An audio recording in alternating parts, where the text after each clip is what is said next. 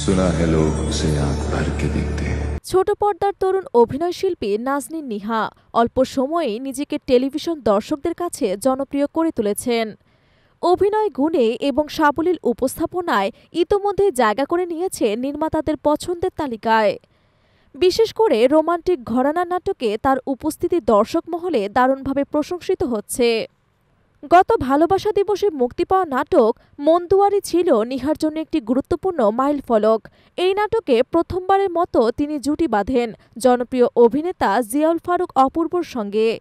নাটকটির গল্প, নির্মাণ শৈলী এবং নতুন জুটির রসায়ন দর্শকদের মনে দাগ কাটে। রোমান্টিক ঘরানার এই নাটকটি ব্যাপক দর্শকপ্রিয়তা পায় এবং নিহার প্রতি আগ্রহ আরও বাড়িয়ে তোলে। এরই ধারাবাহিকতায় জনপ্রিয় নির্মাতা জাকারিয়া শৌখিন এই জুটিকে নিয়ে নির্মাণ করেন আরেকটি নাটক মেঘবালিকা। নাটকটি মুক্তি পায় গত ঈদে এবং এটি নিয়েও দর্শকদের মাঝে দেখা যায় ব্যাপক সাড়া। নিহার ভাষায় এই নাটকটির পর থেকে তিনি দর্শকদের কাছ থেকে আরও বেশি সাড়া পাচ্ছেন। প্রায় প্রতিটি নাটকে তাকে রোমান্টিক চরিত্রেই দেখা গেছে।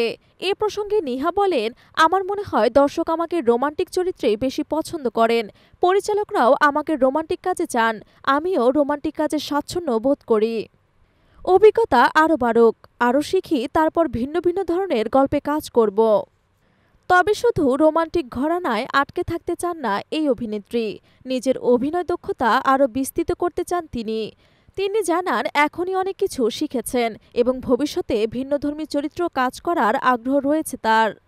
এদিকে জানা গেছে নাজনীন নিহার অভিনীত আরও 2টি নতুন নাটক শিগগিরই মুক্তি পাবে। এখন অপেক্ষা দর্শকদের মাঝে তার নতুন রূপ দেখার জন্য।